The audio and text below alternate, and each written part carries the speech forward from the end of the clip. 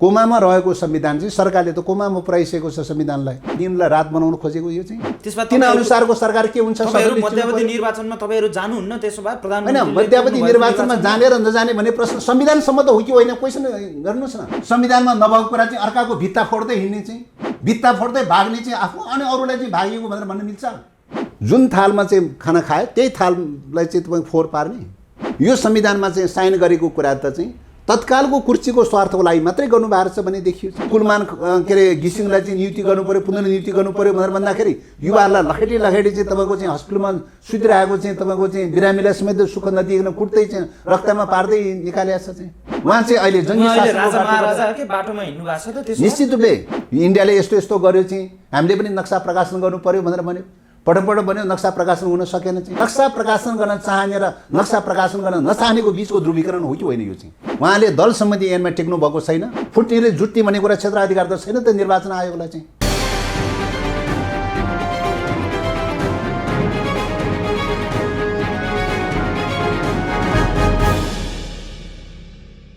दर्शकवृन्द नमस्कार, कार्यक्रम साझा सरोकारमा तपाईँलाई स्वागत छ। दर्शकवृन्द, साझा सरोकारमा आज हामी मूलतः संसद विघटनपछि राजनीतिक र व्यावहारिक रूपमा विभाजित भइसकेको नेपाल कम्युनिस्ट पार्टी नेकपा कानुनी रूपमा फुट्न नमिल्ने निर्वाचन आयोगले निर्णय गरेको छ। अब के हुन्छ त? कानुनी रूपमा फुट्न नमिल्ने भइसकेपछि अबको बाटो के हुन्छ, कसरी अघि बढ्छ र मुलुकको राजनीति कसरी अघि बढ्छ, खास गरी संसद विघटनपछि लिक बाहिर गएको राजनीति कसरी अब सही ट्र्याकमा आउँछ, आज हामी यी र यस्तै विषयमा केन्द्रित रहेर संवाद गर्दैछौँ।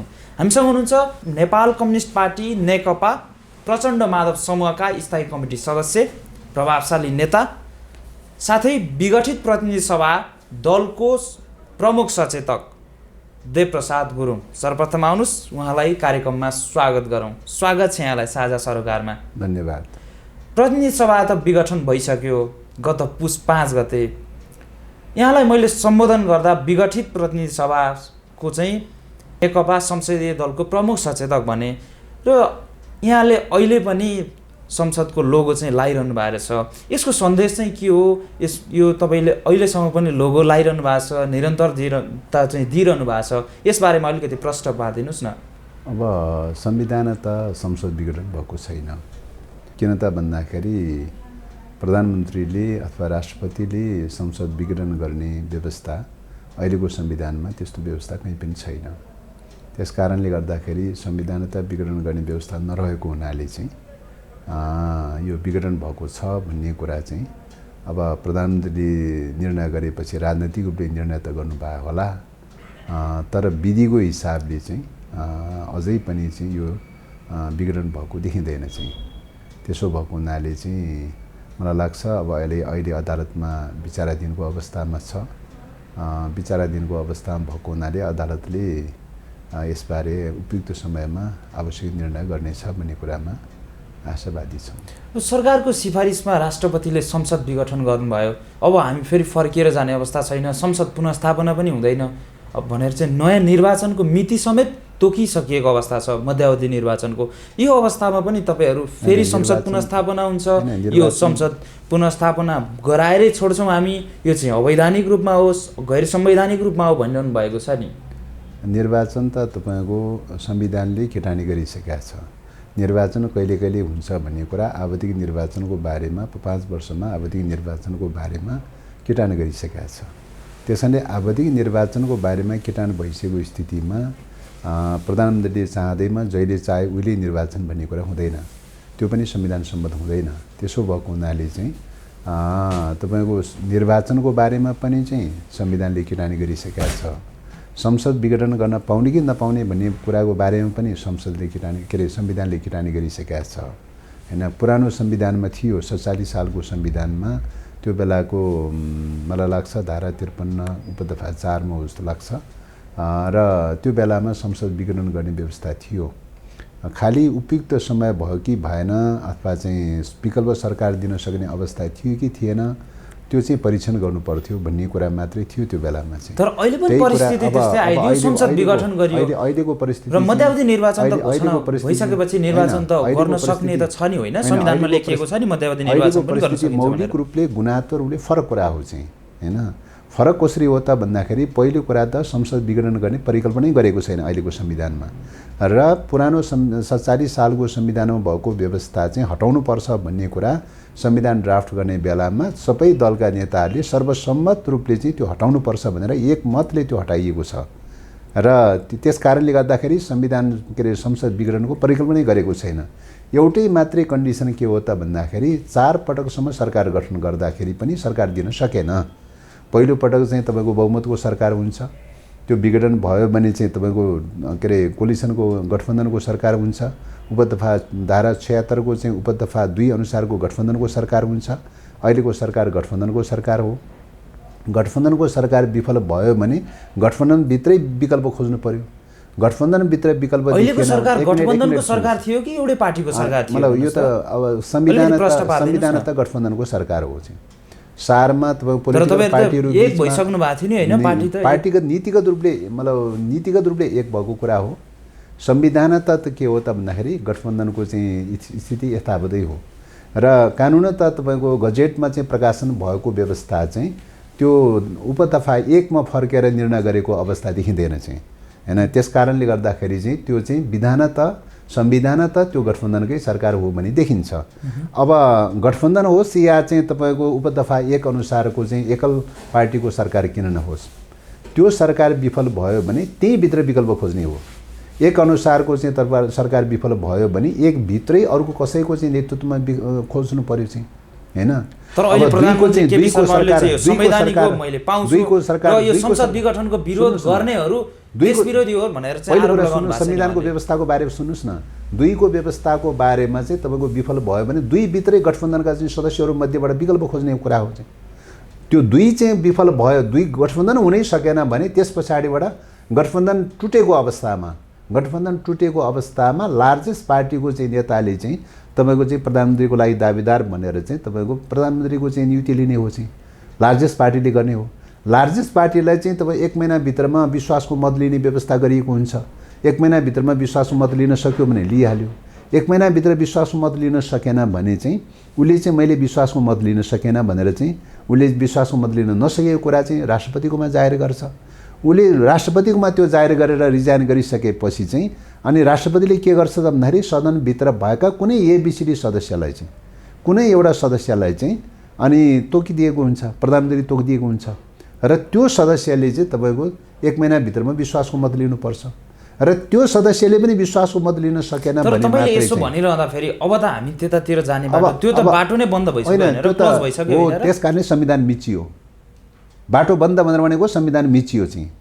संविधान मिच्न मिल्दैन त, संविधान भत्काउन मिल्दैन। तर अवस्था त्यस्तै आयो, प्रतिकूल अवस्था आएपछि चाहिँ म यो कदम चाल्न बाध्य भएँ भनेर प्रधानमन्त्रीले बाध्य भनेको के हो? बाध्य भनेको के हो? किन भन्दा असफल बाध्य भनेको त के हो? खराबहरुको हातमा मुलुक सम्झिनु भन्दा बाध्य भनेको के हो? 1 असफल भयो भने 2 मा जाने हो, 2 असफल भयो भने 3 मा जाने हो, 3 असफल भयो भने 4 मा जाने हो, 4 असफल भयो भने 5 मा अनि 7 मा जाने हो चाहिँ। बाध्यता परेका समस्याहरू पर्दाखेरिको मूल बाटो त खुलाइदिएको छ त संविधानले।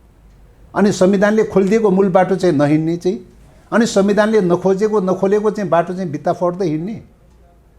त्यस कारणले गर्दाखेरि संविधानले मूल बाटो देखाइदिएको छ, मूल बाटो हिँड्ने हो नि, संविधानले दिएको बाटो हिँड्ने हो नि। संविधानभन्दा बाहिर हिँड्न पाइन्छ? राज्यको नेतृत्वको जिम्मा लिएर संविधानभन्दा बाहिर हिँड्न पाइन्छ? संविधानलाई भत्काउन पाइन्छ? त्यस कारणले गर्दाखेरि अहिलेको अवस्थाको कुरा गर्ने, त्यस कारणले गर्दाखेरि यो चाहिँ तपाईको तपाईहरुले फेरि पनि यो प्रतिनिधि सभा पुनर्स्थापना गर्न सक्नुहुन्छ कि सक्नुहुन्न भन्नुस् त। अब पहिलो कुरा त संविधानले संसद विघटनको परिकल्पना नगरेको अवस्थामा कसैले चाहिँ तपाईको विघटन गरेको छ भनेदेखि त संविधानले त स्वीकार त गर्दैन त हैन। फर्किने ठाउँ छ संविधानले त स्वीकार होइन, संविधानै नमान्ने हो भने त त्यो अर्कै कुरा हो।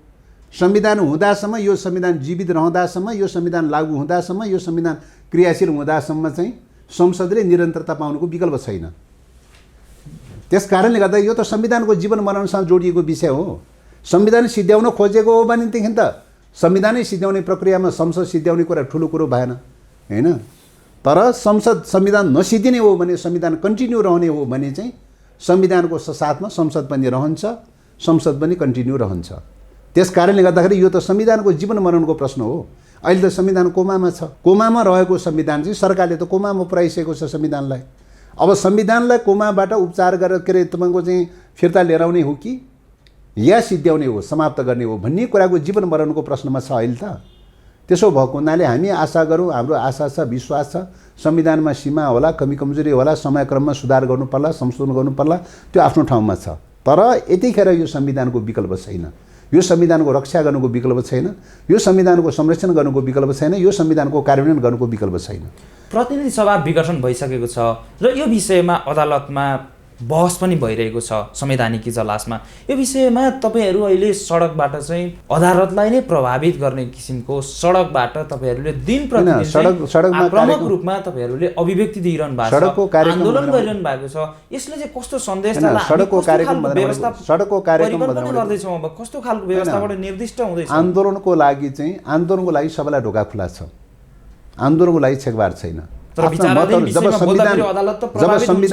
संविधानमाथि आक्रमण हुन्छ भने संविधानको रक्षा गर्नलाई सडक पनि तयार हुनुपर्छ, संविधानको रक्षा गर्नलाई सडक पनि तयार हुनुपर्छ, जनता पनि तयार हुनुपर्छ। संविधान त जनताको प्रतिनिधिले बनाएको हो नि, जनताको प्रतिनिधिले बनाएको संविधान त जनताको संविधान हो अर्को शब्दमा त हैन। जब जनताको संविधान चाहिँ तपाईँको चाहिँ नामेट पार्ने सिद्ध्याउने प्रक्रिया सुरु हुन्छ भनेदेखि त चाहिँ तपाईँको जनता उठ्ने कुरा, जनता चाहिँ विरोधमा उठ्ने कुरा त स्वाभाविक प्रक्रिया हो नि। प्रतिगमन हुँदाखेरि पनि जनता विरोधमा नउठ्ने भन्ने कुरा हुन्छ। तर संविधानको धारा 108ले त सर्वोच्च अदालतलाई चाहिँ कानुनको अन्तिम व्याख्याता भनेर निर्णय त्यो अधिकार दिएको छ। सर्वोच्चमा विचाराधीन भएको विषयमा यसरी सडकबाट तीव्र रूपमा आन्दोलन गरिरहँदा फेरि गलत सन्देश जाँदैन, अदालत प्रभावित हुँदैन हैन। सर्वोच्चले के गर्छ भन्ने कुरा उसको आफ्नो स्वतन्त्रताको कुरा हो। सर्वोच्चले के निर्णय गर्छ भन्ने कुरा संविधानमा टेकेर गर्छ कि गर्दैन भन्ने कुरा उसको परीक्षणको कुरा हो। संविधानले संसद विघटनको परिकल्पना गरेको छैन। संसदभन्दा बाहिरबाट, संविधानभन्दा बाहिरबाट विघटन भएको चाहिँ छ। संविधानभन्दा बाहिरबाट विघटन भएको कुरालाई चाहिँ संवैधानिक चाहिँ मान्यता हो भनेर बनाउने हो कि संविधानमाथि थपेर त्यो बनाउने हो कि अथवा नजिर खडा गर्ने हो कि या चाहिँ संविधान व्यवस्था नभएको हुनाले चाहिँ यो सम्भव छैन भनेर बदर गर्ने हो। के गर्ने हो भन्ने कुरा अदालतको कुरा हो। तर जनताको नजरमा त के हो त भन्दाखेरि चाहिँ संविधानमाथि बलात्कार भएको छ, संविधानलाई सिद्ध्याउन आँट्यो, संविधानको रक्षाको निम्ति, संसदको रक्षाको निम्ति तपाईँको हरेक नागरिकहरू चाहिँ तपाईँको सडकमा उत्रन अनिवार्य छ। तर नेपाल यदि संविधानको रक्षा गर्न चाहने हो भने त्यहाँ उत्रन अनिवार्य छ। नेपालको इतिहासकै कुरा गर्ने हो भने अहिलेसम्म 5 पटक संसद विघटन भइसक्यो।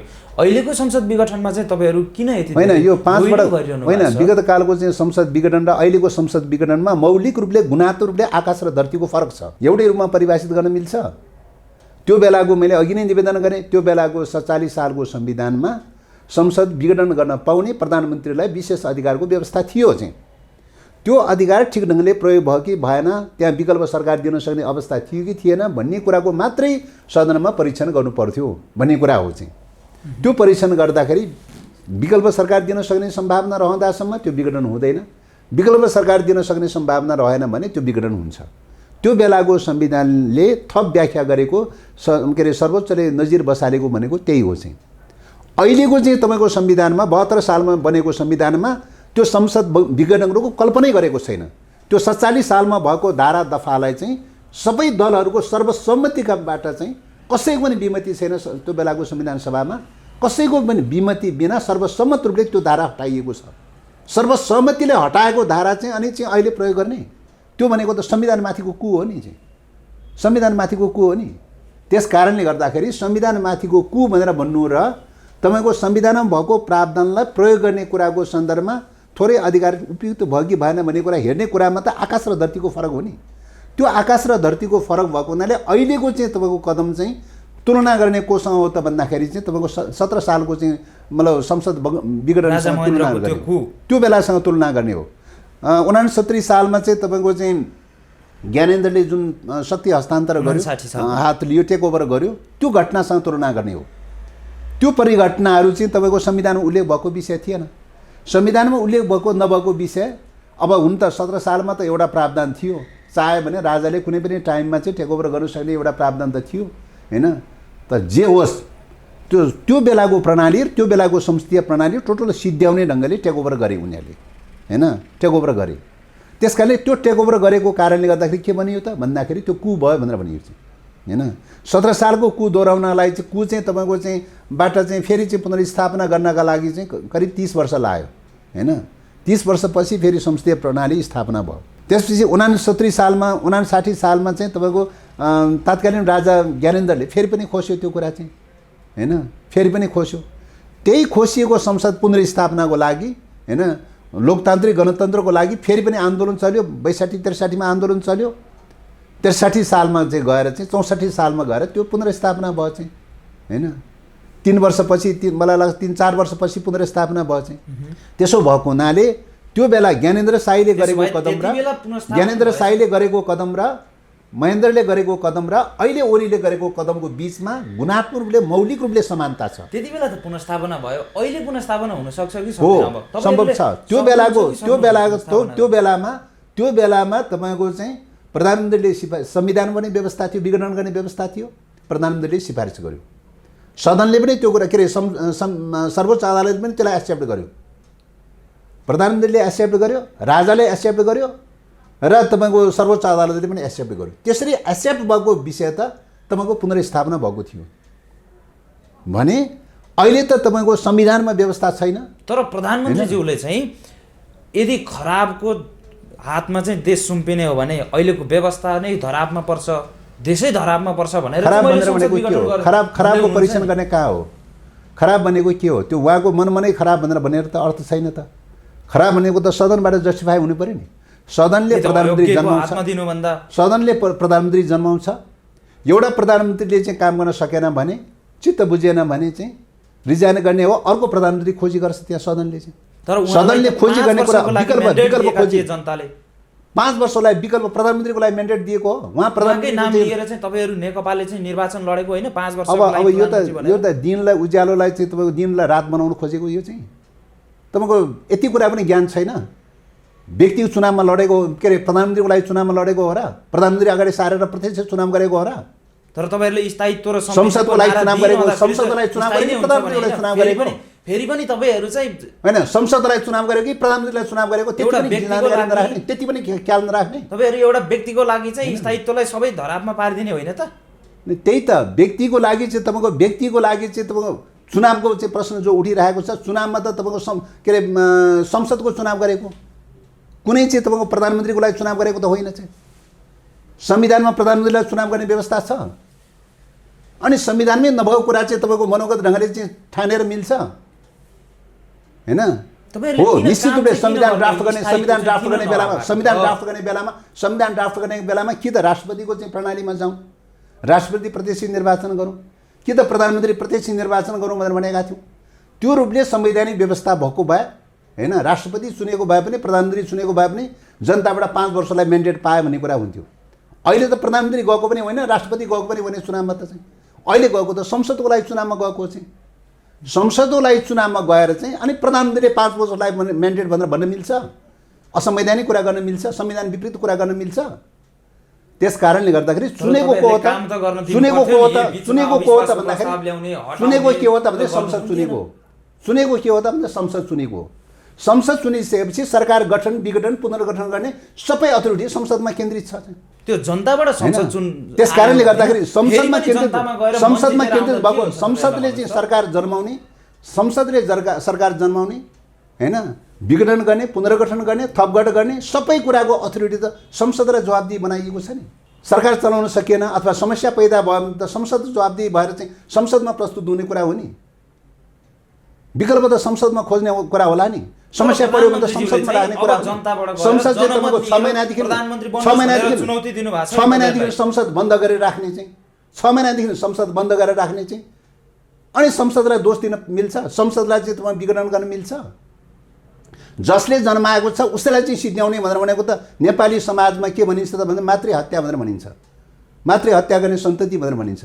जुन आमाले सन्तति जन्माएको छ, जुन संसदले सरकार जन्माएको चाहिँ छ, त्यही संसदलाई सिद्ध्याउने भनेको त मातृहत्या गर्ने कुरा हो नि। त्यस कारणले गर्दाखेरि चाहिँ तपाईहरु फेरि निर्वाचनमा गएर लडेर आएर आफूले मत ल्याएर चाहिँ होइन निर्वाचन तपाईँको पहिलो कुरा त संविधान सम्मतै हुँदैन यो निर्वाचन। किन त भन्दाखेरि चाहिँ तपाईँको संविधानमा के अरे आवधिक निर्वाचनको परिकल्पना गरेका छ, 5 वर्षको आवधिक निर्वाचनको परिकल्पना गरेका छ। कसैलाई सन्की चलेको भरमा चाहिँ तपाईँ निर्वाचन भनेर के अरे प्रत्येक वर्ष निर्वाचन भइरहन्छ, त्यस्तो पनि कहीँ हुन्छ। त्यस कारणले गर्दाखेरि निर्वाचनको पनि संवैधानिक व्यवस्था छ। संविधानको आधारमा निर्वाचन हुने हो नि, कसैको मनमा सन्का चलेको आधारमा निर्वाचन हुने पछि प्रधानमन्त्रीज्यूले चाहिँ तपाईँहरू निर्वाचनदेखि डराएर चाहिँ अनि त्यसो भने 5 वर्ष पछाडिको के अरे तपाईँ 2 वर्ष पछाडिको मध्यावधि के अरे 2 वर्ष पछाडिको आवधिक निर्वाचनमा जान केले छेक्यो उहाँलाई चाहिँ, केले रोक्यो? निर्वाचनबाट के अरे निर्वाचनप्रतिको चाहिँ त्यो हो भने चाहिँ किन चाहिँ त्यहाँ जान रोकियो चाहिँ? किन चाहिँ त्यसको अगाडि नै जनतामा फ्रेस म्यान्डेट लिएर चाहिँ फ्रेस म्यान्डेट भनेको के हो? साथीहरूले मलाई काम गर्न दिनु भएन। फ्रेस म्यान्डेट भनेको के हो? फ्रेस म्यान्डेट भनेको के हो त भन्दाखेरि चाहिँ तपाईँको चाहिँ संविधानले जस्टिफाई गर्नु पर्यो। फ्रेस म्यान्डेट भन्ने कुरा चाहिँ व्यक्तिले चाहिँ फ्रेस म्यान्डेट भनेर हुन्छ, कसैको चाहिँ सनकमा चलेर फ्रेस म्यान्डेट भन्ने हुन्छ। फ्रेस म्यान्डेट भनेको त 5 वर्षको कुरा हो नि। खिचातानी भनेर भनेको के हो? निर्वाचित भएर खिचातानी भनेको के हो? खिचातानी भनेको के हो? खिचातानी र काम गर्न सकेन भनेको के हो? सदनमा जस्टिफाई हुनु पर्यो नि। सदनमा प्रस्तुत भएको छ, कहाँ खिचातानी भएको छ, कहाँ विवाद पैदा भएको छ, कहाँ घेराबन्दी भएको छ, सदनमा प्रस्तुत भएको छ। सदनमा प्रस्तुत नभइकन त्यतिकै मनोगत ढङ्गले चाहिँ आरोप लगाउँदै हिँड्ने अरूलाई। त्यस कारणले गर्दाखेरि तपाईँको चाहे खिचातानीको कुरा गर्नुहोस्, चाहे विवादको कुरा गर्नुहोस्, चाहे मतभेदको कुरा गर्नुहोस्, चाहे काम गर्ने र नगर्ने कुरा गर्नुहोस्, सबै कुराको जस्टिफाई सदनबाट हुनुपर्छ। सदन 6 महिनादेखि बन्द हुने चाहिँ, अनि सदनले चाहिँ तपाईँको चाहिँ के अरे दोष थुपारेर सदनलाई चाहिँ समाप्त गर्ने। त्यस कारणले गर्दाखेरि चाहिँ त्यो सबै कुराको चिनारी परिचय सदनबाट जस्टिफाई हुनुपर्छ। घेराबन्दी गरेको हो कि होइन, सदनमा आउनु पर्थ्यो। अप्ठ्यारो परेको हो कि होइन, सदनमा आउनु पर्थ्यो। होइन, खिचातानी भएको हो कि होइन, सदनमा आउनु पर्थ्यो। चाहिँ जसले जन्माएर हुर्काएको चाहिँ छ त्यो सदनमा नआउने चाहिँ, जहाँबाट चाहिँ जन्मेर हुर्किएको छ त्यो सदनमा नआउने चाहिँ, अनि सदनबाट भागेर हिँड्ने, सदनबाट छलेर हिँड्ने, सदनबाट छलेर चाहिँ तपाईँको सदनमाथि छुरी धस्ने, यो सबै भइरहँदाखेरि तपाईँहरूको चाहिँ कुनै पनि कहीँ पनि गल्ती थिएन, दोषी थिएन? होइन, अब गल्ती कमी कमजोरीसम्म आइपुग्दाखेरि होइन, सदन समाप्त गर्ने प्रधानमन्त्रीले चाहिँ, अनि अरू चाहिँ जिम्मेवारी नभएको अधिकार नभएको मान्छेलाई दोष थियो कि थिएन भनेर खोज्दै हिँड्ने। त्योभन्दा अगाडिको कुरा त हो, थियो होला। तपाईँहरूले पनि आफ्नो कमी कमजोरी गर्नु भएर चाहिँ होइन, मान्छेको कमी कमजोरी हुँदैन भन्ने कुरा होइन, मान्छेका कमी कमजोरी हुँदैन भन्ने कुरा होइन। सदन समाप्त गर्ने प्रधानमन्त्रीले चाहिँ, अनि अरूले चाहिँ दोष कसको थियो भनेर खोज्दै हिँड्ने, त्यो पनि मिल्छ। तर पद खोज्ने, सधैँ भागभण्डा मात्रै खोज्ने, आफूले मेरो चाहियो भन्ने होइन। सांसदहरूलाई चाहिँ तपाईँको 275 जना सबैलाई प्रधानमन्त्री बन्ने अधिकार छ, मन्त्री बन्ने अधिकार छ। संविधानले त्यो अधिकार दिएको चाहिँ छ। संविधान अनुसार चाहिँ सदनमा जानु पर्दैन, संविधान अनुसार सदनमा जानु पर्दैन। कसले के इच्छा गरेर कसले इच्छा गरेन, के ठान्यो र के ठानेन भन्ने कुरा चाहिँ सदनमा जस्टिफाई नभइकन त्यतिकै भन्दै हिँड्न मिल्छ? संविधानले चिन्नु पर्यो नि, संविधानले पहिचान गर्नु पर्यो नि। तपाईँको धारा 1 अनुसारको सरकार के हुन्छ सदनले चिन्नु पर्यो। धारा 2 उपधारा 2 अनुसारको चाहिँ क्षेत्र 2 अनुसारको सरकार के हुन्छ सदनले चिन्नु पर्यो। 3 अनुसारको सरकार के हुन्छ मध्यावधि निर्वाचनमा तपाईँहरू जानुहुन्न? त्यसो भए प्रधानमन्त्री होइन, मध्यावधि निर्वाचनमा जाने र नजाने भन्ने प्रश्न संविधान सम्मत हो कि होइन क्वेसन गर्नुहोस् न। संविधानमा तपाईँको 5 वर्षको मध्यावधि निर्वाचन गरेका छ, राखेका छ। कसैको सनको चल्दैमा चाहिँ मध्यावधि निर्वाचन भन्ने कुरा हुन्छ?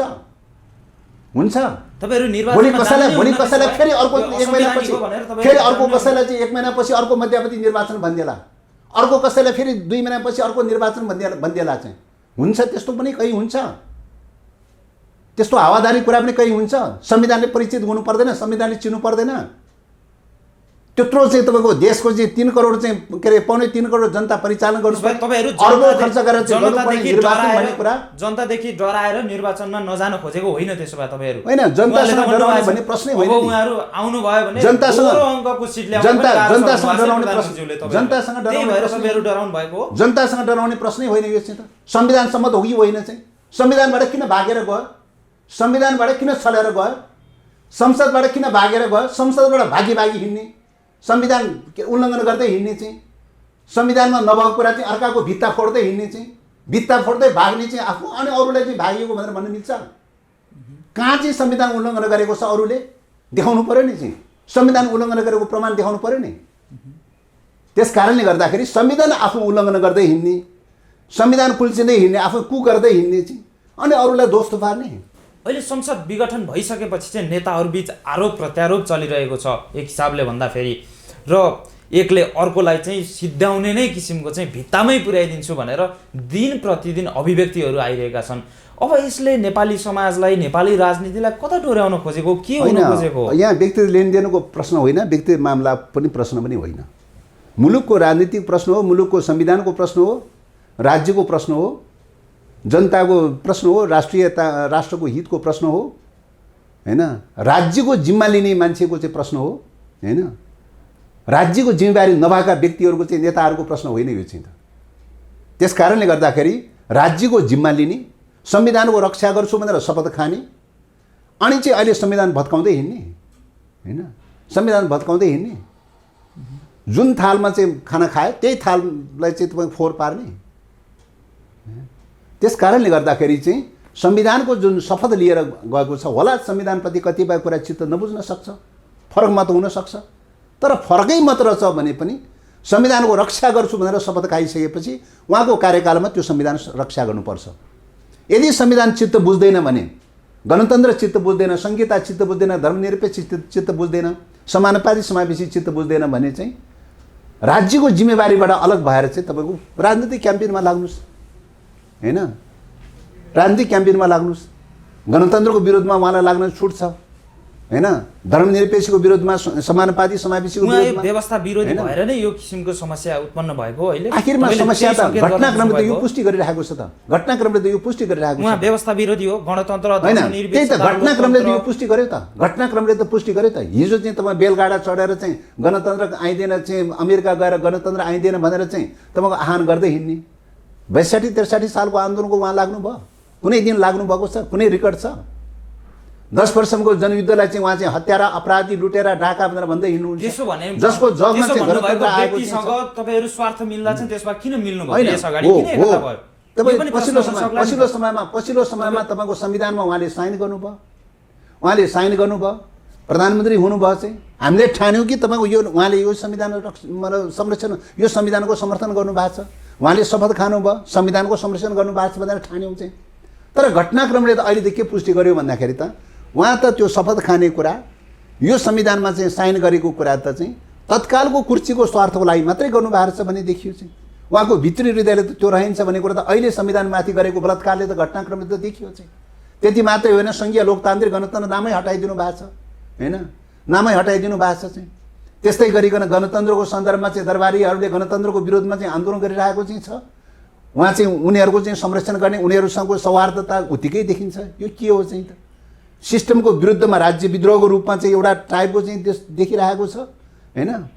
जबकि कुलमान के अरे घिसिङलाई चाहिँ नियुक्ति गर्नु पर्यो, पुनर्नियुक्ति गर्नु पर्यो भनेर भन्दाखेरि युवाहरूलाई लखेटी लखेटी चाहिँ तपाईँको चाहिँ हस्पिटलमा सुतिरहेको चाहिँ तपाईँको चाहिँ बिरामीलाई समेत सुख नदिइकन कुट्दै चाहिँ रक्तमा पार्दै निकालेको छ चाहिँ हैन। एकातर्फ त्यो खालको चरित्र छ जनताप्रति चाहिँ।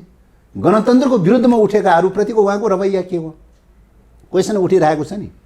अहिले गणतन्त्रमाथि जो हमला भइरहेको छ त्यसको रक्षार्थ खोइ त उहाँको?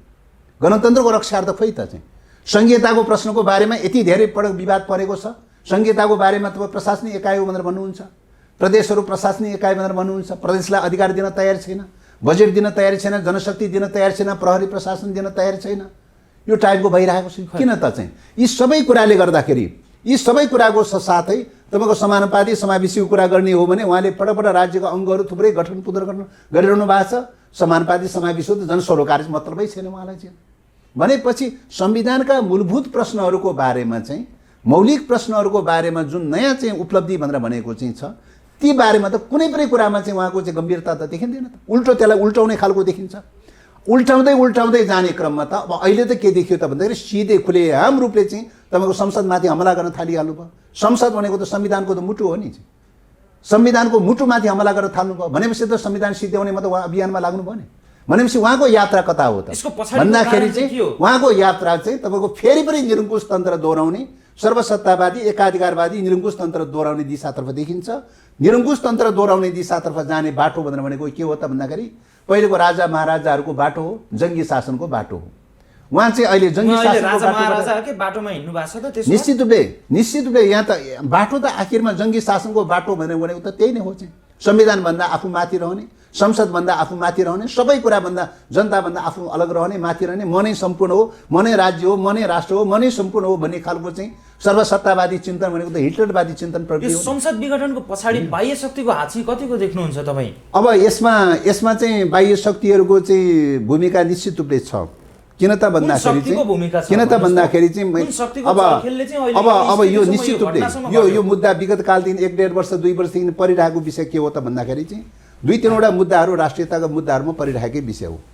पहिलो कुरा परिरहेको के हो त भन्दाखेरि एमसीसीको इस्युमा परेकै हो।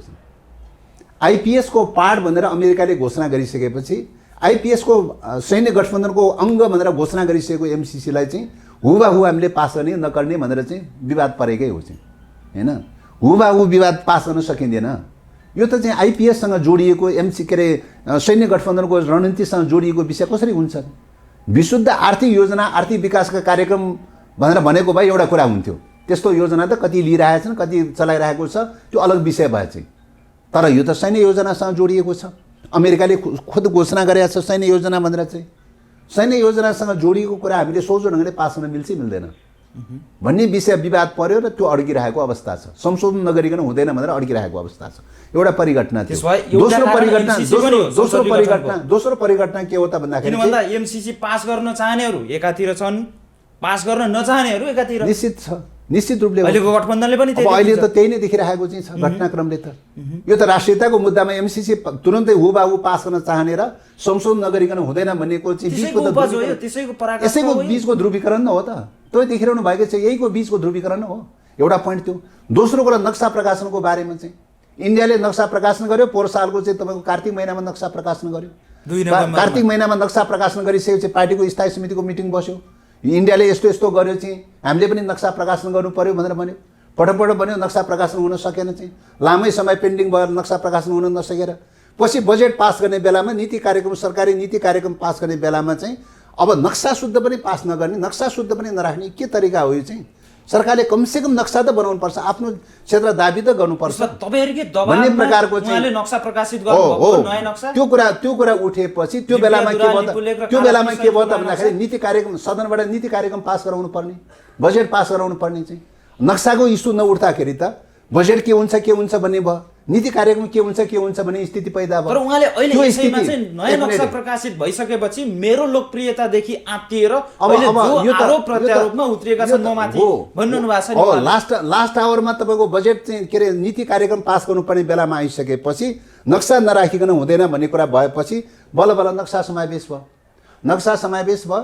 सदनबाट नक्सा पास गराउने भन्ने कुरा भयो, संसदबाट नक्सा पास गराउने भन्ने कुरा भयो। नक्सा पास त गरियो चाहिँ। नक्सा पास गर्ने कुरा सकारात्मक कुरा हो चाहिँ। नक्सा पास गरिसकेपछि नक्साको बारेमा प्रचार गर्नु पर्यो पहिलो कुरा त। दोस्रो कुरा त्यो अतिक्रमित भूमि फिर्ता गर्नलाई त पहल गर्नु पर्यो। गर्नुपर्ने कुरा त त्यो हो नि। अतिक्रमित भूमि फिर्ता गर्ने दिशातर्फ पहल गर्ने कुरा त वार्ता गर्ने कुरा त परै राख्नु चाहिँ। त्यसपछिको नक्सा त प्रचार गर्ने बन्द गरिदिनु भयो उहाँले त। त्यस पछाडि तपाईँ देख्नुभयो किताब प्रकाशन गर्ने त नक्सा प्रकाशन गर्ने मात्र भन्यो, किताबमा त्यो छाप्नै दिनु भएन चाहिँ। त्यसपछि पोस्ट कार्डहरू पटक प्रकाशन गर्नुभयो, त्यो नक्सा मेटाइदिनु भयो, नक्सा छोडिदिनु भयो चाहिँ, चुचे नक्सा छोडिदिनु भयो चाहिँ। भनेपछि त चाहिँ तपाईँको यो नक्साको बारेमा के हो त दृष्टिकोण चाहिँ? भनेपछि त नक्सा प्रकाशन गर्न चाहने र नक्सा प्रकाशन गर्न नचाहनेको बिचको ध्रुवीकरण हो कि होइन यो चाहिँ? होइन, एमसीसी पास गर्न चाहने र एमसीसी पास गर्न नचाहनेको बिचको ध्रुवीकरण हो कि? हो। त्यसकारणले यदि त्यसो हो भने चाहिँ मैले कन्डिसन कुरा गरिरहेको छु, यदि त्यसो हो भने नक्सा के अरे प्रकाशन गर्ने कुरामा प्रचार गर्ने कुरामा किन चाहिँ अवरोध पैदा भयो? यो जस्टिफाई हुनु पर्यो नि। यदि तपाईँको यो नक्साको पक्षमा हो भने, यो अतिक्रमित भूमिका फिर्ता लिनुपर्छ भन्ने पक्षमा हो भने लगातार रूपले भारतीय सरकारसँग वार्ताको पहल गर्नु पर्थ्यो, कुराकानी गर्नु पर्थ्यो। कतिपल्ट कुराकानी राख्नुभयो, एउटा रिकर्ड दिनु न, उदाहरण दिनु न, एउटा चाहिँ उदाहरण होइन। त्यस कारणले गर्दाखेरि चाहिँ यो चाहिँ तपाईँ सीमा अतिक्रमणको विषयको बारेमा पनि त विवाद त पैदा भयो त। दुईटा धार त देखा पर्यो त सदनमा त, पार्टीहरूमा त दुईटा धार त देखा पर्यो त। एमसीसीको बारेमा पनि दुईटा धार, एमसीसीको बारेमा पनि दुईटा धार देखा पर्यो। प्रत्यक्ष चासो चाहिँ कतिको देख्नुहुन्छ यसमा? संसद विघटन जो अब त्यसो भएको हुनाले मैले अघि निवेदन गरेँ, संसदबाट सर्वसम्मतिबाट नक्सा पास गरेको अवस्थामा, संसदबाट सर्वसम्मतिबाट नक्सा पास गरेको अवस्थामा निश्चय पनि कतिपय नेपाललाई अतिक्रमण गर्न चाहने, हैन। भारत भन्नाले त त्यहाँ त सबै टाइपका हुन्छन्। त्यहाँ त जनता पनि छ, किसान मजदुर महिला दलित आदि जनता पनि छ। जनतालाई त कुनै दोषको विषय होइन, शासकहरूले गरेका हुन्। सीमा अतिक्रमण पनि शासकहरूले गरेका हुन्। नक्सा प्रकाशन गरेर नेपालको भूमि मिचेको पनि शासकहरूले गरेका हुन्, जनताको दोष त होइन हैन। त्यसकारणले भारतीय शासकहरू चाहिँ जसले विस्तारवादी खालको चिन्तन लिन्छ हैन, त्यो विस्तारवादी खालको चिन्तनको चाहिँ लिनेहरूको चाहिँ समस्या छ। नेपालमाथिको हस्तक्षेपको समस्या छ हैन, समस्या छ। त्यस कारणले गर्दा त्यस्तै गरिकन चाहिँ तपाईँको एमसिसी सैन्य गठबन्धन गरेर चाहिँ तपाईँको चाहिँ के अरे चीनको सीमावर्ती मुलुकहरूसँग सैन्य गठबन्धन गरेर चाहिँ चीनका विरुद्ध लड्ने र युद्ध थोपर्ने खालको चिन्तन प्रवृत्ति चाहिँ कतिपय चाहिँ शक्ति केन्द्रहरूमा छ हैन, कतिपय शक्ति केन्द्रहरूमा छ। त्यो चिन्तन प्रविधि लिनेहरूप्रति हो, कुनै देशप्रति कुनै जनताप्रतिको विषय होइन यो चाहिँ। यो त त्यहाँको सरकार र सरकारको नेतृत्वले जो फौजी दिशामा जान खोज्छ, युद्ध थोपर्न खोज्छ, पहिलो विश्वयुद्ध थोपर्न खोज्यो, दोस्रो विश्वयुद्ध थोपर्यो, अहिले फेरि तेस्रो विश्वयुद्ध थोपर्ने जो दृष्टता गरिरहेको छ, त्यो प्रवृत्ति भनेको साम्राज्यवाद हो चाहिँ। त्यो साम्राज्यवादी प्रवृत्तिको विरुद्धको प्रश्न हो। एमसिसीको प्रश्न साम्राज्यवादी प्रवृत्तिको विरुद्धको प्रश्न हो चाहिँ। त्यसो भएको हुनाले चाहिँ हामीले हेर्ने कुरा, हरेक कुरा हेर्ने कुरा के हो त भन्दाखेरि चिन्तन प्रवृत्तिको विरोधको प्रश्नमा हेर्ने कुरा हो, जनताको चाहिँ प्रश्नसँग जोडिएको विषय होइन चाहिँ, जनताको विरोधको प्रश्न होइन यो चाहिँ। हामी उत्तरार्धमा छौँ, अब नेकपाको विषयमा कुरा गरौँ। पार्टी फुटिसकेको छ, तपाईँहरू राजनीतिक र व्यावहारिक रूपमा विभाजित भइसक्नुभयो, तर निर्वाचन आयोगले तपाईँहरूलाई कानुनी रूपमा फुट्न सक्ने अवस्था नै छैन भनिसकेको छ। अब के हुन्छ, अब तपाईँहरूको बाटो के हुन्छ?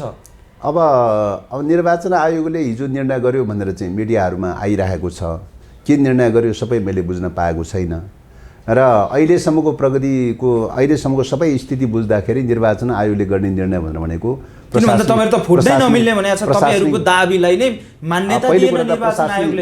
निर्णय हो भन्ने लाग्छ। अहिले गरेको निर्णय प्रशासनिक निर्णय हो भन्ने लाग्छ। प्रशासनिक निर्णय हो र चाहिँ यो चाहिँ न्यायिक निर्णय पनि होइन भन्ने लाग्छ। प्रशासनिक निर्णय हुनुपर्छ भन्ने लाग्छ। प्रशासनिक निर्णय भनेको चाहिँ के हो त भन्दाखेरि चाहिँ तपाईँको चाहिँ मतलब दलहरूलाई अपडेट गर्ने क्रममा चाहिँ अब डकुमेन्टको कुरा, प्रक्रियाको कुरा, असन्तुष्ट हुनुहुन्छ? अनि म भन्दैछु नि, सन्तुष्ट र असन्तुष्ट कुरा त भन्न दिनु न हैन। त्यस कारणले गर्दाखेरि त्यो निर्णयको बारेमा सबै कुरा चाहिँ लिखित रूपमा पहिलो कुरा आइसकेको छैन। किन भन्दा निर्वाचन आयोगले त लिखित रूपमा पहिलो कुरा आइसकेको छैन, विपरीत चाहिँ निर्णय गरिदियो। त्यही त त्यो त तपाईँको कुरा भयो। अहिले त रिटेन रूपले सबै कुरा त आइसकेका छैन। रिटेन रूपले सबै कुरा आउन दिउँ, पहिलो कुरा त्यो। दोस्रो कुरा, यदि तपाईँले भनेकै कुरा अनुसार हो भने त्यो नीतिगत निर्णय हुन्छ। दल विभाजन हुन पाउने र नपाउने भन्ने प्रश्न चाहिँ तपाईँको नीतिगत प्रश्न हो। किन भन्दा दल विभाजन पाउँदैन। अब त्यो विधिको प्रश्न होइन, केन्द्रीय कमिटीलाई त्यो विधिको प्रश्न होइन, निरन्तरता दिएका छौँ, तपाईँहरूले जे भने पनि तपाईँहरूले त्यो विधिको प्रश्न होइन, त्यो नीतिको प्रश्न हो चाहिँ। नीतिको प्रश्न भनेको के हो त? संविधानले किटानी गरेको विषय के हो त? विचार मिल्नेहरूको बिचमा, विचारधारा मिल्नेहरूको बिचमा हैन दल खोल्न पाउने, दल चाहिँ मल्टी पार्टी डेमोक्रेसी भनेपछि दलहरू विभाजन पनि हुनसक्छ, एकीकरण पनि हुनसक्छ हैन। यो सबै कुराहरू हुनसक्छ। त्यस कारणले यो चाहिँ तपाईँको चाहिँ दल नीतिगत कुरामा दल विभाजन हुने र एकीकरण हुने भन्ने कुरा चाहिँ के हो त? यो नीतिगत विषय हो। निर्वाचन आयोगले एकीकरण हुने भनेर एकीकरण हुने विषय पनि होइन, निर्वाचन आयोगले फुट्ने भनेर फुट्ने विषय पनि होइन। त्यस कारणले यो नीतिगत निर्णय हो। यो नीतिगत निर्णय कतै त्यो नीतिगत निर्णयको बारेमा हो भने त्यो बेठिक छ भन्ने लाग्छ, पहिलो कुरा त्यो। दोस्रो कुरा चाहिँ निर्वाचन आयोगले हेर्ने कुरा के हो त? न्यायिक पाटो हेर्ने हो चाहिँ, न्यायिक पाटो हेर्ने हो। निर्वाचन आयोगले एउटा प्रशासनिक पाटो, सामान्य अपडेट गर्ने प्रशासनिक पाटो हेर्छ। दोस्रो कुरा न्यायिक पाटो हेर्छ। विवाद परेको छ भने न्यायिक पाटो हेर्छ। अब विवाद परेको खण्डको बारेमा विवाद निरूपण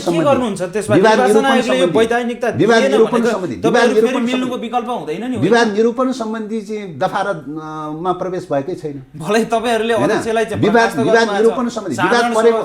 विवाद परेको चाहिँ विषयको बारेमा दफा चाहिँ 43 देखि चाहिँ सुरु हुन्छ। 43, 44, 45, 46 सम्म चाहिँ तपाईँ विवाद परेको सन्दर्भमा प्रयोग गर्ने दफाहरू चाहिँ छन्।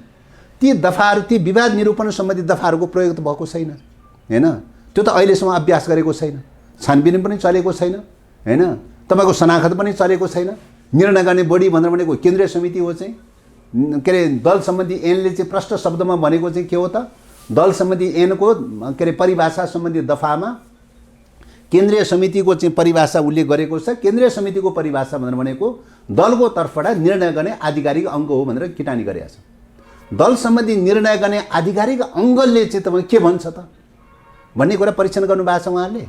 उहाँलाई डाउट लागेको छ भने त दल सम्बन्धी निर्णय गर्ने आधिकारिक अङ्गमा बोलाउनु पर्दैन, त्यसको चाहिँ सर्जिमेन गर्नु पर्दैन, शनाख्त गर्नु पर्दैन। त्यस कारण यो छानबिन गर्ने प्रक्रियामा चाहिँ उहाँहरू प्रवेश गरेको देखिँदैन चाहिँ। त्यस कारणले गर्दा न्यायिक निरूपणको पाटो चाहिँ मलाई लाग्छ त्यो बाँकी छ भन्ने लाग्छ। न्यायिक निरूपणको पाटोमा प्रवेश गरेको देखिँदैन चाहिँ, होइन। अब यो अवस्थामा चाहिँ अब के गर्ने भन्ने कुरा पत्र आइसकेपछि पत्रको ब्यौरा हेरेर पार्टीले निर्णय गर्ने विषय हो। तपाईँहरूले अध्यक्षलाई चाहिँ केपी शर्मा ओलीलाई पार्टीको साधारण सदस्यबाट समेत नराख्ने भनेर चाहिँ निष्कासन गर्ने निर्णय गरिसक्नु भएको छ। अब के हुन्छ? उहाँले त मनै हो आधिकारिक भनेर त दाबी गरिरहनु भएको छ। त्यस कारणले गर्दाखेरि मैले अघि नै भने, किन भन्दा निर्वाचन आयोगले अब तपाईहरुले नयाँ थप्नु भएको माधव नेपाल अध्यक्ष त्यो नै अवैधानिक भनिदियो। अब वैधानिक र अवैधानिक भन्ने प्रश्न चाहिँ के हो त भन्दाखेरि चाहिँ तपाईको विधान अवैध रूपमा चाहिँ उहाँ अध्यक्ष हुनुभयो। पहिले कुरा विधान हेर्ने कुरा हो, राजनीतिक दल सम्बन्धी ऐन हेर्ने कुरा हो। राजनीतिक दल सम्बन्धी ऐनले के भन्छ त? निर्वाचन आयोगले त्यो विधान राजनीतिक दल सम्बन्धी ऐन नहेरिकन यो निर्णय गरेको होला र? हो, हेर्नु पर्थ्यो। दल सम्बन्धी ऐन हेरेको भए यो निर्णय आउँदैन थियो। उहाँले दल सम्बन्धी ऐनमा टिक्नु भएको छैन, दल सम्बन्धी ऐनमा टिक्नु भएको छैन। कसैको प्रभाव दबाव होला, त्यहाँ समस्याहरू होला, तर दल सम्बन्धी ऐनमा टिक्नु भएको छैन। दल सम्बन्धी ऐनमा टिक्ने हो भने दल सम्बन्धी ऐनमा प्रष्ट शब्दमा के हो त भन्दाखेरि चाहिँ निर्णय गर्ने दलको तर्फबाट निर्णय गर्ने आधिकारिक बढी कुन हो त? केन्द्रीय समिति हो।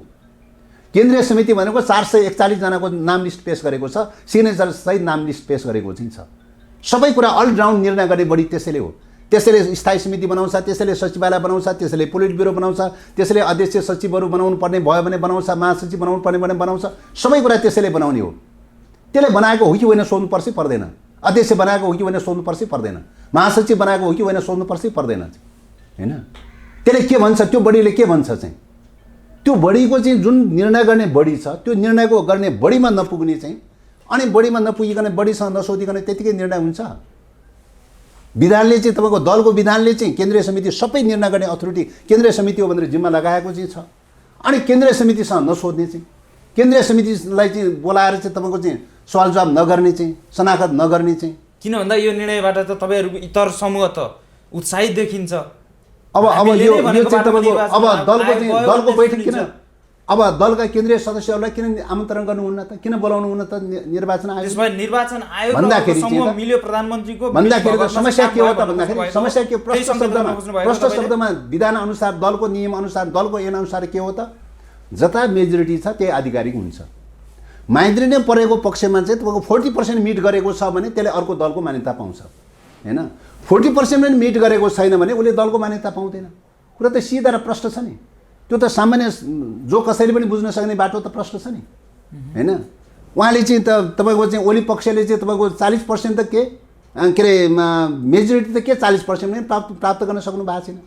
40% प्राप्त नगरेको हुनाले 40% को दावा गर्न सक्नु भएको छैन। त्यसो भए त तपाईँहरूले भने जस्तो तपाईँहरूले गर्नुभएको निर्णय गरे भने त उहाँहरूले त केन्द्रीय सदस्य त थपेर चाहिँ हामी छौँ बहुमतमा बहुमत केन्द्रीय सदस्य हाम्रो पक्षमा छ भने त्यो केन्द्रीय सदस्य थप्ने अधिकार कसलाई छ त भन्दाखेरि केन्द्रीय समितिको बहुमत सदस्यहरूको मिटिङलाई चाहिँ कोरम पुगेको मिटिङलाई मात्रै त्यो हुन्छ। कोरम पुगेको मिटिङलाई मात्रै हुन्छ। त्यो 441 जना जो नाम लिस्ट दिएको छ 40-41 जनामा चाहिँ तपाईँ 41 जनामा कतिपय चाहिँ निधन भइसकेको अवस्था छ, कतिपय चाहिँ तपाईँको चाहिँ पार्टी छोडेर चाहिँ राजनीतिक नियुक्तिमा गइसकेको अवस्था छ। त्यसो हुँदाखेरि चाहिँ 434 जना अप टु डेट छ। 434 जना अप टु डेट भएको अवस्थामा 418 जना उपस्थित नभइकन कुनै पनि बैठक हुँदैन र तपाईँको 418 जना पुऱ्याएर बैठक बसेर मात्रै केन्द्रीय समितिमा थप्ने हो कि घट्ने हो कि विधान संशोधन गर्ने हो कि नगर्ने हो कि अध्यक्ष बनाउने कि नबनाउने हो कि के गर्ने कसो गर्ने सबै कुराको निर्णय गर्ने अथोरिटी चाहिँ 400 चाहिँ तपाईँको चाहिँ 18 नपुगिकन निर्णय गर्न सक्दैन। त्यसकारणले उहाँहरूसँग 418 नपुगेको मात्रै होइन 40% पुग्नलाई पनि कमसेकम 180 चान्जुन चाहिन्छ, होइन। 40% पनि पुगेन चाहिँ। अनि 40% सम्म नपुगेको पार्टीले बहुमत त परै राखुन् चाहिँ 40% पनि नपुगेको पार्टीले चाहिँ यति केन्द्रीय सदस्य थप्यो र उति केन्द्रीय सदस्य थप्यो र उति विधान बनायो भने के औचित्य रहन्छ, के अर्थ रहन्छ? त्यस कारणले गर्दाखेरि चाहिँ यो त विधानको सामान्य क र ख बुझ्ने मान्छेले पनि चाहिँ नियम कानुन र क र ख बुझ्ने मान्छेले पनि बुझ्ने विषय हो नि यो त चाहिँ। त्यस कारणले गर्दाखेरि उहाँहरूको जो वैधानिक आधार छैन वैधानिक आधार नभएपछि वैधानिकता दिन सक्ने कुरो बारे निर्वाचन तपाईँहरू एक हुने सम्भावना छ कि छैन? फेरि पनि जुट्न सक्छ कि होइन, सहकारी हुन सक्छ कि नीतिगत सक्दैन? विषय हो। यो त नीतिगत विषय हो।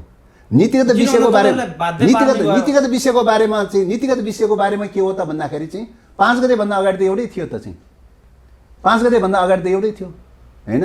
किन चाहिँ तपाईँको 5 गते चाहिँ तपाईँ संसद भङ्ग गर्नुभयो, संविधानमाथि अट्याक किन गर्नुभयो चाहिँ क्वेसन त्यो हो नि।